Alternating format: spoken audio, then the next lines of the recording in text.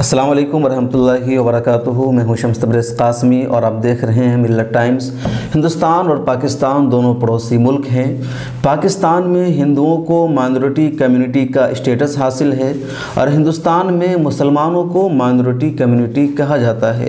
دونوں ملک یعنی ہندوستان اور پاکستان ایک دوسرے پر الزام لگاتے ہیں اپنی اپنی مائنورٹی کے ساتھ ظلم و زیادتی کرنے کا۔ پاکستان کا الزام ہے کہ ہندوستان میں مسلمانوں کو مکمل مقام نہیں دیا جاتا ہے، مسلمانوں کے ساتھ ظلم و زیادتی کی جاتی ہے۔ ہندوستان کا الزام ہے کہ پاکستان میں وہاں کی مائنورٹی یعنی ہندوؤں کے ساتھ ظلم و زیادتی کی جاتی ہے۔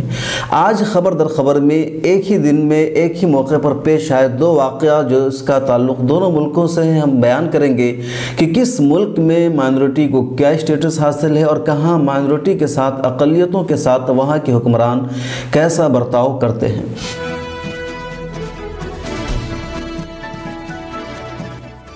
آپ دیکھ رہے ہیں خبر در خبر شمس تبریز قاسمی کے ساتھ۔ 22 مارچ کو پاکستان سے خبر آئی کہ پاکستان کے صوبہ سندھ میں گھٹکی ایک علاقہ ہے، وہاں سے دو ہندو لڑکی روینہ اور رینا دونوں بہن تھی، اس کا اغوا کر لیا گیا۔ اغوا کر لینے کے بعد دونوں کو جبراً اسلام قبول کروا لیا گیا، اس کے بعد دونوں کی شادی کرا دی گئی۔ یہ خبر ہندوستان میں بڑے پیمانے پر شائع ہوئی اور 23 مارچ کو ہندوستان کے بڑے بڑے اخبارات نے لیڈ بنا کر اس خبر کو شائع کی۔ اسی دوران سشما سوراج نے بھی ٹویٹر پر ایک نیوز شیئر کی اور لکھا کہ ہندوستان نے پاکستان میں موجود ہندوستانی ہائی کمشنر سے دونوں ہندو لڑکی کے معاملے میں رپورٹ طلب کی ہے۔ اس پر پاکستان کے وزیر اطلاعات فواد چودھری نے بھی ایک ٹویٹ کیا اور اس کا ایک جواب دیا جس کو ہم بعد میں بتلائیں گے۔ انہی دنوں جب پاکستان میں یہ معاملہ چل رہا تھا، ہندوستان کے گڑگاؤں میں ایک واقعہ پیش آیا۔ ہندوؤں نے 20 سے 40 ہندوؤں نے شدت پسندوں نے یا اسے دہشت گرد کہہ لیجیے، انہوں نے گڑگاؤں میں ایک مسلم گھر پر حملہ کر دیا، ایک مسلمان کو مارا، خواتین کے ساتھ ظلم و زیادتی کی، بدتمیزی کی، گھر کا شیشہ توڑا، کیوار توڑا اور گھر میں داخل ہو کر ہر طرح سے بدتہذیبی کی، زیادتی کی، ظلم و زیادتی کی تمام حدیں پار کر دی۔ دانستہ نام کے ایک لڑکی نے جرأت کے ساتھ، ہمت کے ساتھ دانستہ طور پر ایک ویڈیو بنا لی اور اس کے بعد شرپسندوں کا یہ ظلم و ستم بے نقاب ہوا۔ پاکستان میں جب یہ واقعہ پیش آیا، یعنی پاکستان میں جب دو ہندو لڑکیوں کو مسلمان بنایا گیا، زبردستی اس کا مذہب تبدیل کرایا گیا، تو یہ خبر عالمی میڈیا میں آ گئی۔ خود پاکستان ہندو کونسل کے چیئرمین رامیش کمار نے اس واقعے کے خلاف شدید احتجاج کیا، ہندو کمیونٹی نے احتجاج کیا، تو اس کی خبر وہاں کے وزیر اعظم عمران خان کو ہوئی اور انہوں نے اس پر ایکشن لیا۔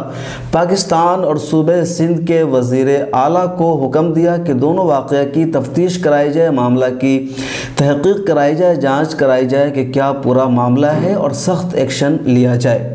دوسری طرف ہندوستان کا معاملہ ہے جہاں ویڈیو جاری ہو گئی، دنیا کو خبر ہو گئی کہ ہولی کے دن اکثریتی کمیونٹی کے لوگوں نے مائنورٹی کمیونٹی پر یعنی ہندوؤں نے مسلمانوں پر حملہ کیا، ظلم و زیادتی کی، ان کے گھر کو توڑا، عورتوں کے ساتھ بدتمیزی کی، لیکن آپ نے وزیر اعظم کا کوئی بیان نہیں دیکھا۔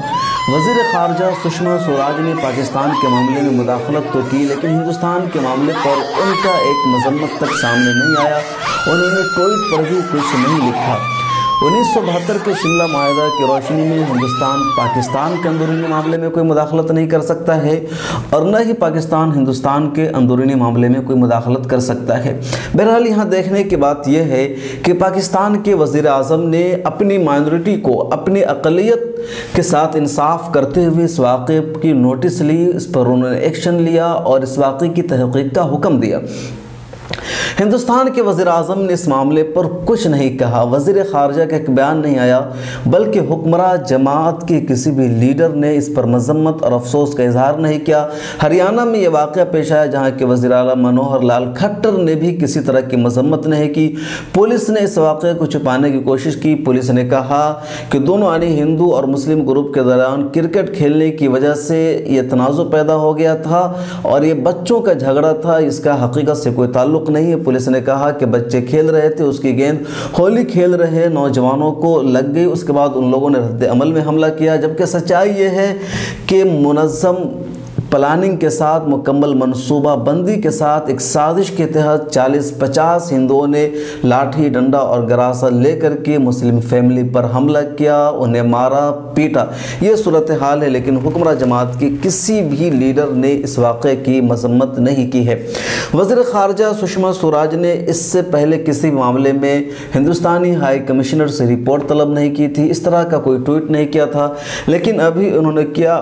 اس کا مطلب یہی ہے کہ دراصل پاکستان کے معاملے میں اس طرح کی گفتگو کر کے بی جے پی حکومت فائدہ اٹھانا چاہتی ہے۔ کئی رپورٹ اور سروے بھی اس طرح کا آ چکا ہے جس میں یہ کہا جا رہا ہے کہ سرجیکل اسٹرائک اور بالا کوٹ ایئر اسٹرائک کے بعد بی جے پی کا ووٹ بینک بڑھ گیا ہے۔ ہندو کمیونٹی کو یا جو بی جے پی کے فالوورز ہیں ان کو لگتا ہے کہ ہندوستان نے پاکستان کو سبق سکھا دیا۔ ایسے معاملے پر اس طرح کا ٹویٹ کر کے سشما سوراج نے ایک مرتبہ پھر ہندو کمیونٹی کی حمایت حاصل کرنے کی کوشش کی ہے، یا پیغام دینے کی کوشش کی ہے کہ جو یہ حکومت ہندوستان کی صرف ہندوؤں کی ہے، مسلمانوں کی نہیں ہے، سکھوں کی نہیں ہے، عیسائیوں کی نہیں ہے، بدھسٹوں کی نہیں ہے، جین مت کی نہیں ہے، دلتوں کی نہیں ہے، آدیواسیوں کی نہیں ہے، وہ صرف ہندو یعنی برہمنواد کی حکومت ہے، جس کی مرضی کی یا جس کے منشا کے لیے یہ حکومت یہ بی جے پی کام کرتی ہے، اور پاکستان تک میں اس نے مداخلت کر دی ہے تاکہ آئندہ ووٹ ملے۔ اس واقعے میں صاف دیکھ سکتے ہیں کہ پاکستان کے وزیر اعظم نے اپنے یہاں ہونے والے واقعہ پر ایکشن لیا، نوٹس بھی لیا۔ ہندوستان کے وزیر اعظم نے نہ تو اس واقعے پر کچھ لب کشائی کی، نہ ہی اس سے پہلے یعنی دسیوں بلکہ سینکڑوں کی تعداد میں لنچنگ کے واقعات پیش آئے، دیگر وجوہات کی بنیاد پر مسلمانوں کو مارا گیا، دلتوں کو مارا گیا، اقلیتوں کے ساتھ ظلم و ستم ڈھائے گئے، لیکن وزیر اعظم نے کبھی کھول کر صاف لفظوں میں مذمت نہیں کیا۔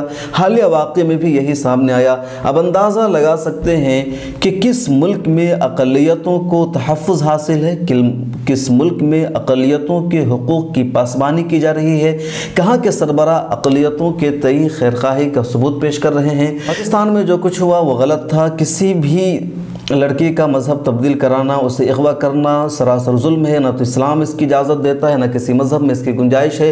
قرآن کریم میں صاف صاف کہا گیا ہے لا اکراہ فی الدین، کہ دین میں کوئی زور زبردستی نہیں ہے۔ اس لیے پاکستان میں جن لوگوں نے روینہ اور رینا کا زبردستی مذہب تبدیل کروایا، اسے اغوا کیا اور شادی کروایا، وہ اسلام کے خلاف ہے، مائنورٹی حقوق کے خلاف ہے، پاکستان کے قانون کے خلاف ہے، اور جو کچھ ہوا اس کے ہم صاف لفظوں میں مذمت کرتے ہیں، ویسا بالکل نہیں ہونا چاہیے۔ لیکن ہندوستان میں جو کچھ اقلیتوں کے ساتھ ہوا اس پر حکمراں طبقہ کی خاموشی افسوسناک ہے، اور یہ بتاتا ہے کہ جو موجودہ حکومت ہے وہ اقلیتوں کے تئیں سنجیدہ نہیں ہے، اقلیتوں کو حقوق دینا حکومت نہیں چاہتی ہے۔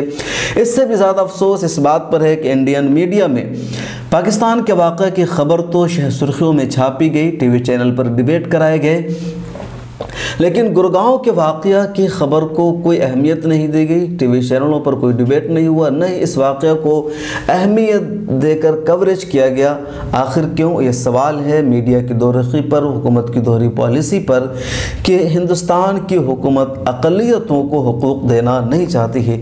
اس لیے ٹویٹر پر وزیر خارجہ سشما سوراج اور پاکستان کے وزیر اطلاعات فواد چودھری کے درمیان جو بحث چھڑ گئی اس میں پاکستان کا پلڑا بھاری ہو گیا۔ دراصل سشما سوراج نے ٹویٹر پر لکھا تھا کہ ہندوستان نے پاکستان میں موجود ہندوستانی ہائی کمشنر سے 2 لڑکیوں کے ساتھ ہونے والی زیادتی پر رپورٹ طلب کی ہے۔